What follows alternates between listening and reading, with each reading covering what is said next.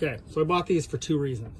One, there's a blue system on here, which I haven't quite figured out. I've closed the blinds to make it a little darker. Let me turn these main lights off.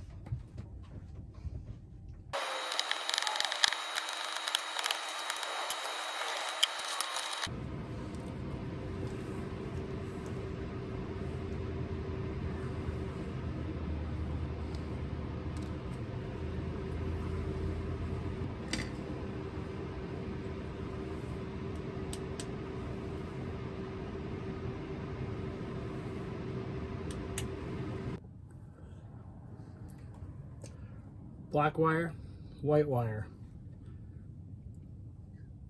Red to black. Red to black on the trailer, black to white.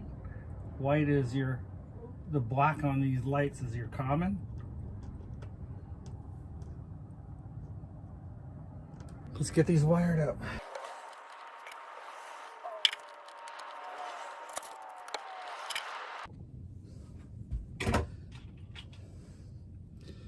All right, so the neutral wire is much smaller, the white one, from the trailer. Again, the small one is a 24, the pink one's a 22.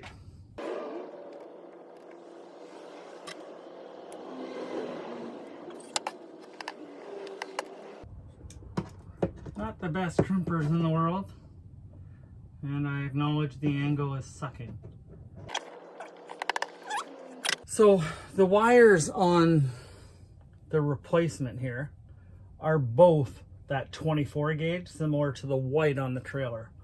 So even this red one, but the black is just that little bit thicker, which required the 22 gauge instead of the 24.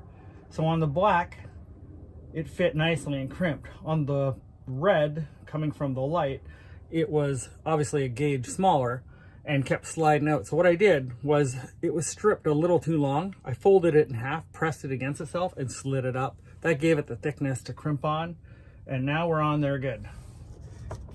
Right? Well, would it even be one of these if I didn't screw something up? Okay. Clearly, I forgot to crimp the top guy.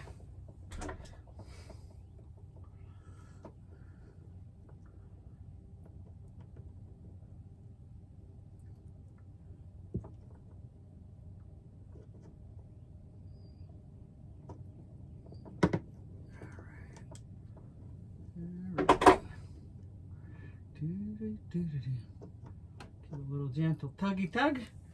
We have light. Turn that off so I don't lose my retinas. We got her wired up. She's bright.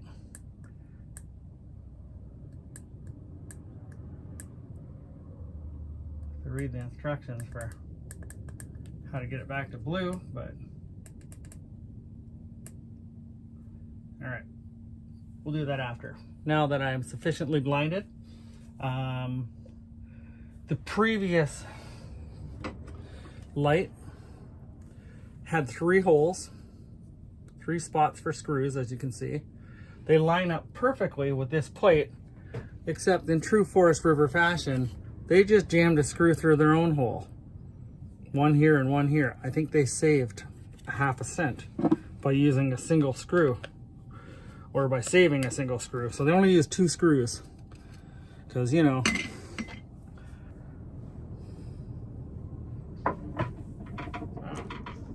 we're going to throw our screwdriver on the ground, chuck all this mess back up in here,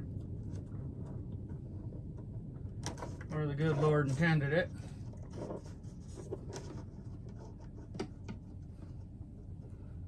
And we're going to reuse one of the holes. Keep that like so. And we're going to go find our screwdriver that rolled off the table. And give it the old gentle, not fully tight. And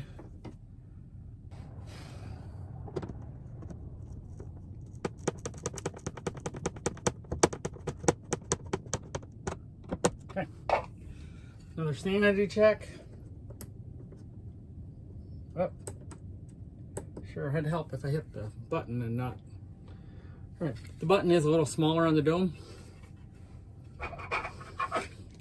than the Forest River predecessor. I don't really see that being a problem. All right, like always, clips on. We have light. Now let's see if we can't figure out how to turn them blue. The other thing I like about them is they dim. So if I long hold the button, look at that. Primary reason I bought it was that one light right over the bed that just takes your retinas out. So we'll make sure that that setting stays on. Yep, it stays where you left it.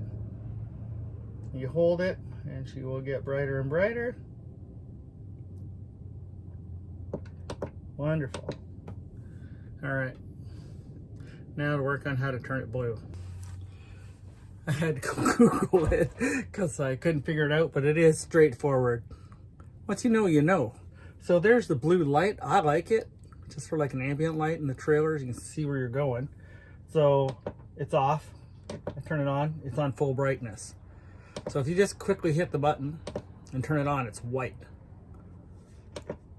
If it's off and you hold the button, it's blue. And then when you click it off, it defaults to white. And for dimming, up or down, it's just a long press. So you get it where you want it. So this more than meets one. I like it. So I'm gonna do one under this cabinet here, because anytime we're watching TV or we're just sitting here trying to chill, you don't want these bright lights on you. The blue is nice. So I'm gonna put one here under this cabinet, as well as one under that cabinet. And then I'll spin right around here. And there's one located straight up, directly shooting down on your eyeballs in the bed. If you know, you know. So we're gonna get all those replaced. I bought them a year ago. And I think they were 40 or 50 bucks. I'll look it up. I'll post the link so that you know you're getting the same ones as I have, if that's what you're after. Yeah, hopefully this helps somebody, especially how to make them blue and how to dim them. Anyway, one down. So I got that. I got this table. You know, the pedestal from the previous video, if you didn't see that, I got rid of both legs. I have a single pedestal now, so my table will actually pivot. And most importantly, I can put it this way, which gives you a lot more seating room. There's a lot of crap over here because we're just starting to get ready for camping season, so not everything in its place, but you can see there's a lot more room in this area for sitting. One more little tidbit. These dome lights, maybe I can point it. So I just can grab the edge of this one and I can turn it and pull it off. Nice and easy. Okay? Goes back on, same way. However, the one that I just replaced, I could not turn that thing from my life depended on it. There was just no turning it. And I said to myself, I recognized the voice immediately. Oil wrench. I literally just grabbed the edge of it and turned it nicely. I actually caught that really quick, and I didn't spend half an hour cussing to myself while I was trying to do it. So it worked like a top. So if you are looking for something, or I was even thinking those rubber jar openers, if you needed something like that. So if it is stuck, don't panic. I mean, I think because of this one, the ones under the cabinet are on wood and it's not really pliable, but this material is, so it makes these come off a lot nicer, but those were on quite tightly. So if you do have that problem and you don't have hands of steel and pulling it off, don't fret. Jar opener, oil opener, something of that nature, just to gently grab the edges, and that's all you need, that little bit of grip, and it turns. So hope that helps too. How is that for a level of brightness that is unhealthy? I even tried to spray the inside of this dome. I put some white primer in it to think it would tone it down. Not only is it ugly as sin, it's only moderately better. I think the blue light here will be the best answer now that I'm seeing spots once again.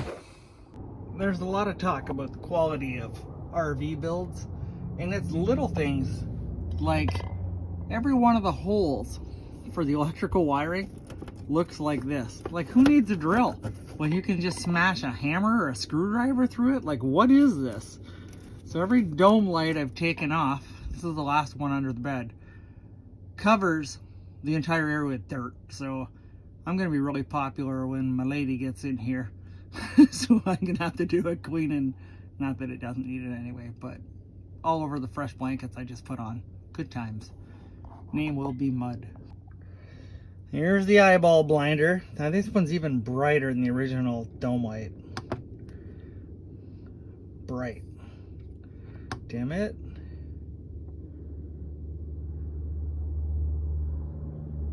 Okay, so the dimness doesn't, actually it's, somehow it's nicer than what that other thing was, for me anyway, actually doing it. But more importantly, let's do this. Now tell me how pleasant that is on the eyes. Just enough to like, where the hell are my glasses, or where did I put my drink? You know, all the important things when you're laying here in bed. So yeah, I think that's wonderful. I like it. All right, so the total time to do this was under 30 minutes. I replaced 3 lights. The first one was obviously the learning one. The second one went a lot faster. This one took like a minute. Now that I got down to an art and knew everything I needed and how quickly, I just jumped on Amazon to have a look and see how much it was. They were $59 for a pack of 4. They have 1 pack, 2 packs, so if you're not looking to do your whole RV, but you know, estimate about $15 Canadian per light, and you should be good. That being said, I've got a bunch of the original ones. Well, 2 perfect and 1 with the primer on the inside of the plastic dome. Available if anyone needs one. Let me know. All right, so that's lights are done. Feeling good about those. Got the pedestal changed. Description will be in the video for that if that's something you're interested in checking out or possibly doing.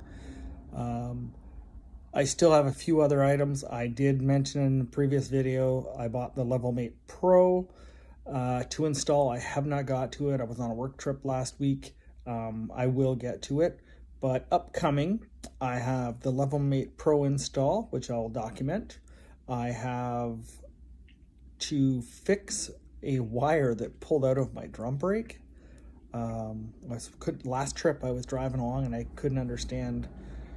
It was very obvious. Thankfully not hilly, and my truck was stopping the trailer, and it turned out I have no brakes, or I have less brakes than I should, whatever it is. But when I got underneath it, there was a wire that has pulled out of a connection. So I bought replacement connection. We're gonna get that fixed up, and I'll document that as well and check the rest of them while I'm down there. And I'm also going to be checking my trailer brakes. It's been, I probably got 6,000 or 7,000 K on them now, so they may be due for a minor adjustment as well, and if needed I'll be doing that as well in the video. And last but not least in the current list is something about last year I never got to. I bought a soft start for my air conditioning unit, and I'll be doing that install this year as well. Well, this year, as soon as it warms up enough where I'll feel comfortable hanging up on the roof. So that might be May. We'll see how it goes, but I definitely want to have it done before June. So if not sooner, it'll probably be in the May time frame. So if any of those are of interest, please like, follow, subscribe, comment, suggestions, ideas. Let's have some fun.